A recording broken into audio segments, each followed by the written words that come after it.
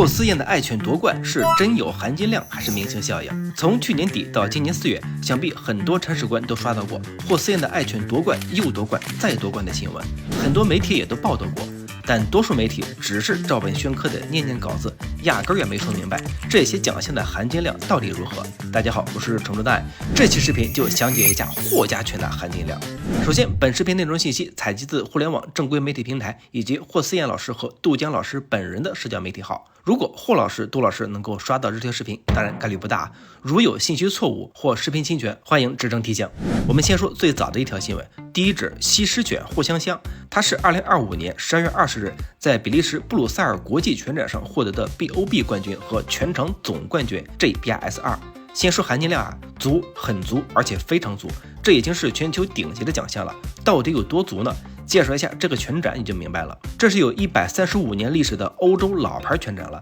它是 FCI 体系下的顶级国际赛事。FCI 是世界犬业联盟的简称，总部在比利时，是由100多个会员国组成的国际犬业联盟。而这个布鲁塞尔国际犬展是比利时皇家圣休伯特协会举办，这个协会的历史比 FCI 历史还要早，它是 FCI 的创始元老之一，也就是说，先有的这个犬展，后有的 FCI， 可以说是根正苗红的官方正统顶级赛事。再说霍香香获得的这个奖项 BOB 是品种冠军，在 FCI 体系将所有品种的狗狗按类型分成了10个组，每组包含几十个品种。比赛之时呢，每个品种内部首先比拼，选出一只冠军代表该品种，这个冠军的名称就叫 BOB， 拿到这个冠军就代表霍香香是 FCI 体系下本届比赛所有西施犬中最好的一只了。而犬种的 BOB 晋级进入组别评选，这个时候就是不同犬种之间的竞争了，组别冠军叫做 BIG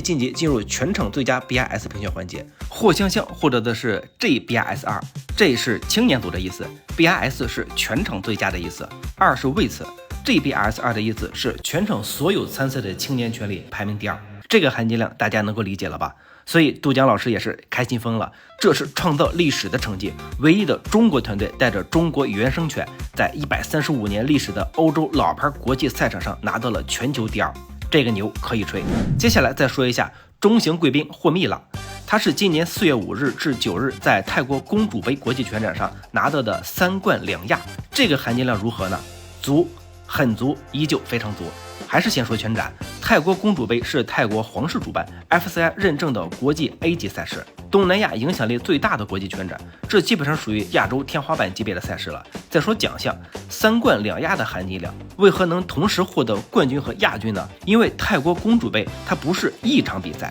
而是3天联赛，每天都是一次独立完整的比赛，由不同的裁判评选，成绩互不干扰，所以每天都会产生冠军。霍蜜拉所在的是幼犬组，在3天的比赛不同裁判的评选中，连续3次获得了该组的 BIS 幼犬组的全场总冠军，这是幼犬组的最高荣誉了。那么又是如何同时拿到了2个亚军呢？因为同一天有2个不同维度的赛场，除了幼犬组，还可以跨年龄与青年以及成年组比拼全场最佳。这项比拼中，霍蜜拉2次拿到了 BIS2 全场最佳的第2名，这个含金量大家能够清楚了吧？霍蜜拉就是这届比赛亚洲最好的一只中型贵宾犬，这个牛也可以吹。第3只说一下蒙古獒杜尔衮，相较于前面2只姓霍，这只狗狗随杜江老师姓杜，他获得的是今年4月24日 CKU 国秀青岛站的特幼犬组冠军，这是幼犬初次参赛能够拿到的最高荣誉。杜尔衮参赛时年龄仅4个月大，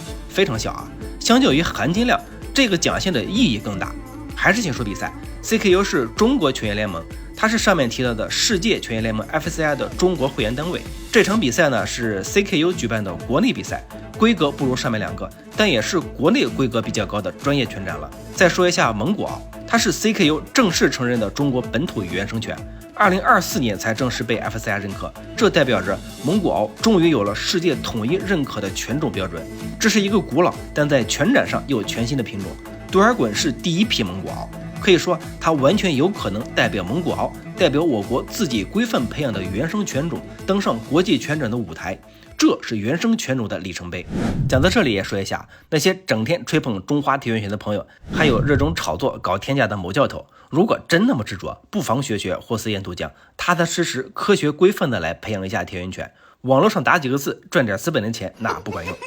总结一下， 3只狗狗分别拿下了全球、亚洲、国内3大舞台的最高荣誉含金量拉满。最后再说一下霍老师的这个名场面，很多人可能对霍思燕一身旗袍的东方之美，亲自牵犬打比赛的这个画面印象深刻。这里就不得不说一下牵犬师这个职业了。如果把拳展比作一场超模选美大赛，牵犬师就相当于超模的形体教练。这位光头大叔飞边查控，很多人都知道吧？他在模特界的地位就是神一样的存在，而牵犬师的角色其实就像他一样，来教狗狗塑造形体、走台步。其实牵犬师的含金量是被这个名字误会了，将这个职业改名称为形体教练可能会更合适一些。牵犬师需要懂得引导狗狗走出最优美的步态，完美的展示出动态、静态下的狗狗形体结构，控制狗狗的情绪状态，因为情绪稳定也是评选的重要标准。这是一个外人看起来很简单，但实际上含金量很高的职业。狗狗的比赛状态很大程度上取决于牵犬师。